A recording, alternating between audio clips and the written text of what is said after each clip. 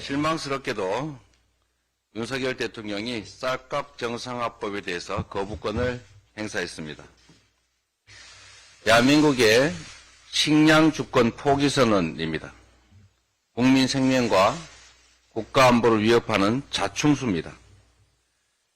2021년 기준으로 우리의 곡물 자급률은 18.5%, OECD 회원국들 가운데 최하위 수준입니다. 곡물 수입도 세계에서 7번째로 많습니다. 이런 상황에서 쌀값 불안이 계속되면 농업 안정성이 흔들리고 식량 주권은 위태로워질 것을 누구나 알 수 있습니다. 군사력만 국민과 국가를 지키는 수단이 아닙니다. 우리 땅에서 자란 농산물로 식량 자급률을 높이는 것도 중요한 안보 전략입니다. 쌀값 정상화법을 거부하는 정부 여당은 대체 어떤 대책을 가지고 있습니까? 지금까지 정부는 매사 전임 정부 탓만 하면서 쌀값 폭락을 방치했습니다. 대책을 협의하자는 야당의 요구는 묵살했습니다. 여당이 대책을 세워서 일을 해야지 야당이 하는 일을 발목 잡는 것만 해서야 되겠습니까? 심지어 우량 품종으로 생산하면 생산량이 늘어나니 나쁜 품종으로 농사를 지으라, 이런 게 대책이랄 수 없습니다. 국정 운영에 책임 있는 정부 여당이 대안도 없이 반대만 해서야 어떻게 되겠습니까? 대통령은 쌀값 정상화법에 대한 실질적 대안을 제시하거나 마땅한 대안이 없다면 거부권을 처리하는 게 마땅합니다. 그게 국민들 보시기에 마땅한 조치입니다. 우리 경제를 옥죄는 부채 시한폭탄에 초침이 빨라지고 있습니다. 민생의 모세혈관인 자영업자 부채가 사상 최대인 1,020조 원에 육박했다고 합니다. 자영업자 10명 중 6명은 다중채무에 짓눌리고 있고 금리 폭등으로 늘어난 이자 부담만 1인당 1,000만 원에 달한다고 합니다. 만성적 인력난과 소아과 병원들의 경력난 해소를 위해서 다각적인 제도적, 재정적 지원책을 수립해야 할 것입니다. 여야와 정부 그리고 관련 단체들이 참여하는 논의 테이블을 신속하게 마련해 볼 것을, 즉각 과잉 생산된 쌀을 추가 매수해서 쌀값 하락을 막아야 한다. 국민의힘 대선 후보였던 윤석열 대통령이 2021년 12월 SNS에 올린 글입니다. 이뿐 아니라 정부가 농민 목소리에 귀 기울이지 않는다고 비판하며 시장 격리 30만 톤을 요청하기도 했습니다. 하지만 작년 쌀값이 폭락하는 상황에서도 정부와 여당은 근본적인 대책은 고민도 않고 민주당이 제출한 양곡관리법에 대해 반대만 했습니다. 원만한 합의 처리를 위해 의장 중재안 등 여러 의견을 두루 수용해 8개월간 논의를 거쳐 마침내 국회가 법안을 통과시켰지만 이마저도 끝내 거부했습니다. 대선 후보일 때 마음 따로, 대통령 되고 나서 마음 따로입니까?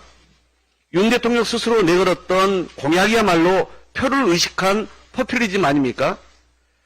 당선을 위해서라면 거짓 약속쯤 아무 일도 아니었던 것인지 묻지 않을 수 없습니다. 대통령의 거부권이 행사되자마자 양곡관리법 개정안 제2요구서가 어제 오후 국회로 곧바로 제출되었습니다. 민주당은 4월 국회 첫 본회의가 열릴 13일 양곡관리법 개정안 재투표가 이루어질 수 있도록 요구하겠습니다. 재투표는 우리 헌법과 국회법에 규정된 절차입니다. 이 재투표 결과 역시 전국의 농민과 국민이 똑똑히 지켜보실 것입니다. 국민의힘도 집권당으로서의 책무를 깨닫고 이제 더 이상 용산 쳐다보기만 하는 해바라기 정치를 그만두시기 바랍니다. 윤석열 정부 들어 정책 토론은 실종됐습니다. 집권당이 용산 출장소로 전락하면서 대통령실의 명령 이행에만 급급해 오히려 국민이 요구하는 민생 법안 발목 잡기에 여념이 없습니다. 농민 생존권은 벼랑 끝에 몰려도 대한민국 입법권이 무시되어도 국민의힘은 대통령 거부권 행사를 당연한 결정이라며 쌍수 들고 환영하는 웃지 못할 코미디를 보여주고 있습니다. 밥 한 공기를 다 먹는 운동을 전개하겠다는 황당한 구상에도 입을 다물지 못하겠습니다. 심지어 악법 중에 악법이라는 막말도 서슴지 않을 지경입니다. 국민의힘 농해수위와 농촌지역구 의원님들 정녕 동의하십니까? 양곡관리법이 재투표에서도 부결된다면 민생과 민의를 모두 저버린 무책임한 집권당을 향한 국민의 평가가 뒤따를 것임을 명심하기 바랍니다. 민주당은 끝까지 농민의 손을 잡고 쌀값 정상화를 위해 최선을 다하겠습니다. 5.18 정신 헌법 수록 불가하다. 정광훈 목사가 우파를 천하 통일했다. 이른바 아스팔트 극우 세력이나 하는 주장인 줄 알았건만 다름 아닌 집권당 지도부 1등 최고위원이 이런 발언을 할 줄은 상상도 못했습니다. 김재원 최고위원은 막말을 하고선 번번이 자중하겠다고 말했지만 또다시 풍파를 일으켰습니다. 대통령과 국민의힘 지도부의 제주 4.3 추념식 불참에 대해 비판이 일자 제주 4.3은 격이 낮기 때문이라고 말한 것입니다. 정작 지금 날개도 없이 추락하는 국민의힘의 격을 보고 있자니 말문이 막힐 지경입니다. 추억의 오므라이스의 역사를 팔았던 자리는 격이 높아서 가고 비극적 역사로 희생된 분들을 추념하는 자리는 격이 낮아서 갈 수 없단 말입니까? 지금이 무슨 재정일치 고대 사회입니까? 21세기 선진민주국가에서 당원도 아닌 정광훈 목사의 헛소리에 집권당 지도부가 휘둘리면서 당사자에게는 정작 한마디 말도 못하고 김기현 당대표, 홍준표 대구시장이 서로를 향해 삿대질하는 추잡한 대리전만 연신 벌이고 있습니다. 국민의힘 소속 도지사들의 추태 또한 점입 가경입니다. 지역 곳곳이 산불로 비상이었는데 김진태 강원지사는 근무지를 이탈해 평소 자주 찾던 골프 연습장을, 김영환 충북지사는 술집을 찾았습니다. 골프장과 호프집이 소방지 컨트롤 타워입니까? 바로 그 시간에 소방 인력은 진화의 사투를, 지역 주민은 노심초사 발을 동동 구르고 있었을 것입니다. 곧바로 고개 숙여 사죄해도 될까 말까 한 행동임에도 술자리는 갔지만 술은 안 마셨다. 1시간짜리 연가를 했다는 들통날게 뻔한 거짓말로 지역민과 국민의 공분만 더 샀습니다. 한덕수 총리가 돌덩이인가? 대한민국 국민이 돌덩이인가? 윤석열 정권, 당신들은 어느 나라 핏줄입니까? 대한민국 국민들은 매국적 대일 굴종 외교에 분노하고 있거늘 한덕수 총리는 이번에는 가장 큰 돌덩이를 치웠다고 망언을 했습니다. 이태원 참사 때 외신기자클럽에서 희덕거리는 망동을 하더니 또 무단횡단을 하더니 이번에는 가장 큰 돌덩이가 됐습니까? 사과를 요구하는 민주당 의원들을 향해 오히려 똑바로 들어라는 고압적인 태도를 보였습니다. 똑바로 말해야 똑바로 들을 것 아니겠습니까? 국민들이 귀를 탓하기 전에 총리의 더러운 입을 씻기 바랍니다. 입은 삐뚤어졌어도 말은 똑바로 합시다. 어따 대고 돌덩이 운운하고 국민들이 귀를 나무라십니까? 날리면이라 말하고 바이든이라 우기고 언론 탄압하는 윤석열 대통령을 닮아가는 겁니까?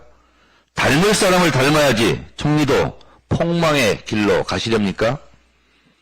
국민들의 가슴에 대못질한 것보다 더 무거운 돌덩이를 얹은 것에 정중히 사과하기 바랍니다. 윤석열 대통령이 끝내 쌀값 정상화 법안 양곡관리법 거부권을 강행했습니다. 야당이 발목을 잡는다는 말은 들어봤어도 여당이 발목을 잡는 것은 처음 봅니다. 미분양 아파트는 정부가 사준다고 했는데 쌀값 폭락에 쌀은 못 사주겠다는 비정한 윤석열 대통령. 건설사 사장은 윤석열의 국민이고 농민은 이 나라 국민이 아닙니까? 일본산 멍게는 사줘도 국내산 쌀은 도저히 못 사주겠단 말입니까? 일본 총리에게는 한없이 친절하고 한국 농민들에게는 막대해도 되는 겁니까? 농자 천하지 대본이라 했습니다. 윤석열 대통령은 쌀밥 안 먹습니까?